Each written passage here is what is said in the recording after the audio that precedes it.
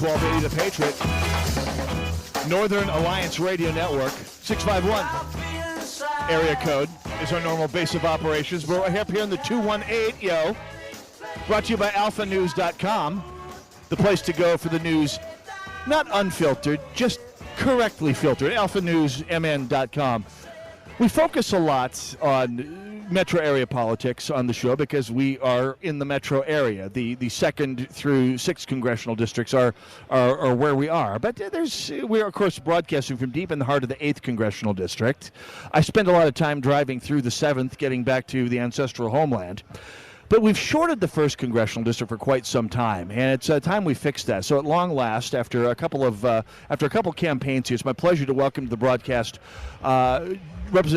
would be soon, hopefully, God willing, Representative Jim Hagedorn, who's running for the Tim Walz's seat down in the 1st congressional district. Jim, welcome to the broadcast. Oh, it's a pleasure to be here. Thanks for the opportunity. Great to have you here. Second go-around down in the 1st congressional district. Well, it's a big district, 21 counties, all the way from South Dakota to Wisconsin, from Iowa up about 80 miles. So sometimes in these big districts, it takes you a couple tries to get known, get across the district, do the organizing. And, Colin Peterson ran 4 times, John Klein 3 times. So sometimes it happens. But we're well on our way to taking care of it in this try. Well, here's hoping. It's a district that never should have gone blue. I mean, but for that little outbreak of bluism in the Austin area, it's a district that by all accounts should have stayed red all along. Oh yeah, it's a conservative-leaning district. It is home to the Mayo Clinic down there in Rochester and some great agribusiness across the way.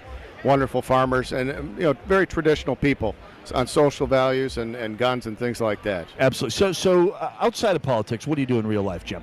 Oh boy, for the last 3 years we've been working at this full time, and I told the people, I said I had to give up all my positions and do this full time because it's such a big district, and to beat an incumbent, that's what you had to do. So before I did work for Congressman James England. I also had a couple of positions in the U.S. Treasury Department in Washington, where my claim to fame is I'm probably the only guy ever to run for Congress who previously downsized his own federal agency prior to that. Really? Was able to put a bill through called EFT 99, and it forced the government to pay people electronically instead of by check. We closed check writing centers, saved the government about $1.5 billion. You're right. I've not seen a check writing center in forever. This is amazing. You have to talk to Jason Lewis about actually implementing things. This is a synergy here. So, and I think that's what people are looking for, is someone to go to Washington and reform government, make it right-sized, and then take the power from that place and send it back to the states and the people.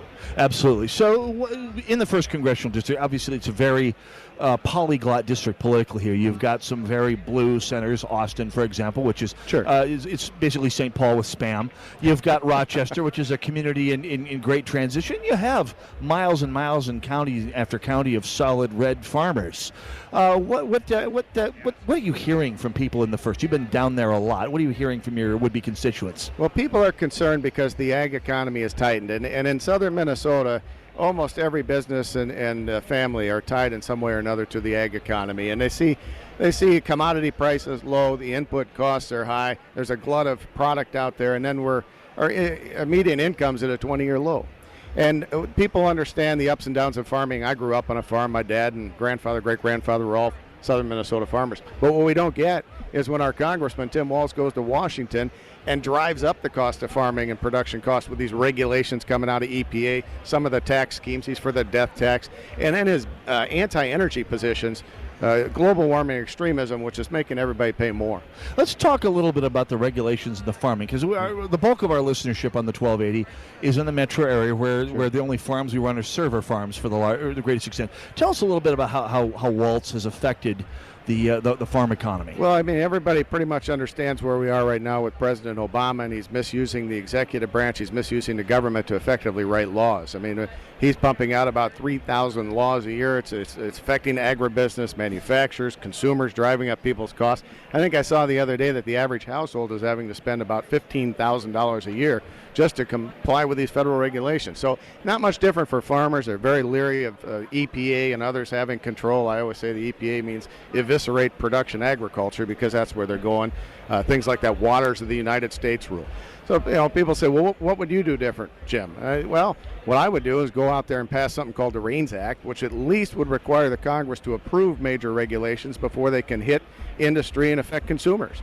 And that's a bill that the Republicans have brought up repeatedly. Walz has voted against it repeatedly. There's a big difference. I think the power should come back to the legislative branch and not be with the EPA and those left-wingers in the Obama administration. So Jim Hagedorn, candidate for the Congress in the 1st Congressional District.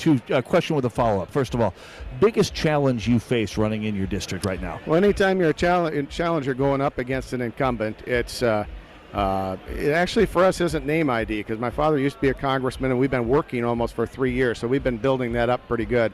It's money. It's to be in a position at the end of the race to drive the message home. My opponent is a very liberal person, way out of step, misrepresented the people.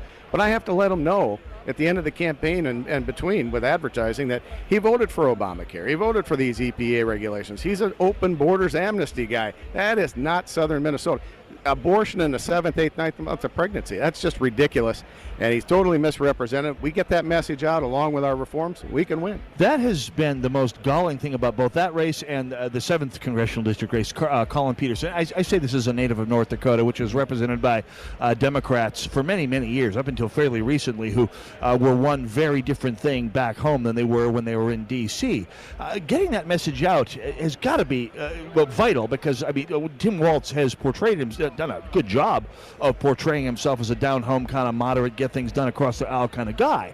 It's interesting to see and to try and tell people exactly how not that he actually is when he gets to Washington. Well, when they examine the record, they realize he's not. And I said, today, it isn't reaching across the aisle to Republicans when you vote for Obamacare, cap and trade, it's basically gesturing across the aisle at Republicans. I mean, and so he is the most liberal congressman in the history of Southern Minnesota.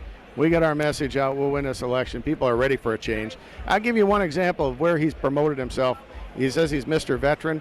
Unfortunately, veterans are worse off today than when he went out to Washington to work on those issues. Amen. And we have solutions that he rejects. One solution is let every veteran go out and choose his or her own doctor, get the care when and where they need it, and also make the VA accountable. Fire and demote those bureaucrats when they abuse veterans. Walz is on the wrong side of those issues, and so, I mean, I'd be a superior congressman to him, even on the one thing he said he could do. Absolutely. No, that's more power to you there, absolutely. So I asked you earlier, what's your biggest challenge? What is your biggest advantage? What's the biggest thing you have on your side running in the 1st Congressional District? Biggest advantage is that the solutions or reforms that we stand for, the principles that we're trying to reconnect with, things like free enterprise, the peace through strength like Reagan, the rule of law. Those are the positions, the beliefs and values of the people of Southern Minnesota. I would much more represent them in Congress using the voting card than as the liberal incumbent. So what are you hearing? I ask this of every candidate for every congressional district. As you're out patrolling your district, as you're out meeting people, as you're doing the town hall meetings, for years as you have been doing them yourselves, Jim Hagedorn, what are you hearing from people? What are the concerns? What's keeping these people up at night? A big concern is Obamacare, and whether it's the farmers, as a small business, or consumers, people are paying $15,000, $20,000, $25,000 for their premiums. The deductibles are so high, the underlying insurance is virtually worthless. People are just getting abused by this. And, Walz, before he voted for it, he made a bunch of promises. One was, if you like your current doctor, you can keep your current doctor. And then it was, if you like your current health insurance plan, you can keep your current health insurance plan. And then the last one was, you're going to save $2,500 a year, right? And I tell them, I said, well, I do have some good news. If you don't like your current liberal congressman, you don't have to keep your current liberal congressman. You can vote for Jim Hagedorn and free market reform. Absolutely. Jim Hagedorn, obviously the big money is the crucial thing for absolutely everyone running for office at any level, even in the solid Republican districts. How can people find out more about the Hagedorn campaign? Well, perhaps pony up a little bit. Thank you. Our website is jimhagedorn.org. JimHagedorn.org, and we would appreciate a donation, small, big, whatever. We're going to put it to good use. We're the hardest working campaign in the country, hardest working congressional campaign. We go to all the events, do the retail campaigning. I love meeting the people of Southern Minnesota because it's going to help me represent them better when we get to Washington. About a minute and a half remaining, Jim Hagedorn, having fun at the convention. Observations about the party as we all get together for our biennial schmooze fest here? The party is unifying, and it's energized. We saw this down in the 1st District at our convention. We're seeing it here today. More and more people realize that they cannot have 4 years of Hillary Clinton. She offers, with, for instance, Tim Walz, a third Obama term. And basically, it's a court that's going to take away our Second Amendment rights and our right to religious freedom. Can't have that. On the other side, we stand for the big, bold reforms to take the power from Washington, and I think people are excited about it. Absolutely. Well, from your lips to God's ears, and especially the voters' ears, Jim Hagedorn, absolutely. So what's the next stop on the campaign trail? Long drive back down to the first for starters. We'll do that, but we get out and about and meet the people. We're out pretty much every day crisscrossing the district, and it's a joy to meet the folks of southern Minnesota, and it was a great pleasure to be with you today. Likewise, back at you, Jim Hagedorn, ladies and gentlemen. So more power to you. We'll have to do this again sometime here. We'll, if you're going to be up at the state fair, make sure you stop by the booth. It's always a fun time to chat. You got it. Absolutely. We're talking with Jim Hagedorn, GOP endorsed candidate in the 1st Congressional District, the southern border of Minnesota. Get to work on border security with Iowa, maybe build a fence. And make Chuck Grassley pay for it. Probably have a better chance of fixing the one with Mexico than Iowa. And more benefit, perhaps. No. I've got some of my best friends in Iowa. Thank you very much. Good people. Thanks a lot for stopping by, Jim Hagedorn, ladies and gentlemen.